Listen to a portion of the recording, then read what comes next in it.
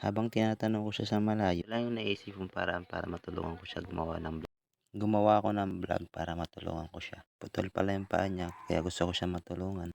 Nag-aani pala sila ng palay kasama yung asawa niya. Kinausap ko siya habang namamahinga siya. Kumusta ko siya kung okay lang ba siya. Hindi ba siya nahihirapan sa ginagawa niya pag-aani ng palay. Pangiti-ngiti lang yan pero alam mo napapagod na yan. Naman iniipon nila yung inani nila. Rin pala si Ate Muna na higamari. Pala yung asawa ni Kuya Ariel, yung putol yung paa. Doon naman si Mama sa likod, sabay kaway pa. Ito na yung inani nila, iniipon na nila. Tingnan nyo guys kung paano siya magdala ng palay. Gawa ko to para makita nyo. At gusto ko po sana matulungan natin siya guys.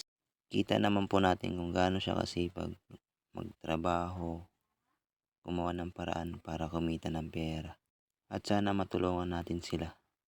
Taga Tacloban Leyte po pala kami. Nagtagalog lang ako para maintindihan nyo yung sasabihin namin. Halos nandiyan pa yung aso kasama pa rin sa pagtatrabaho.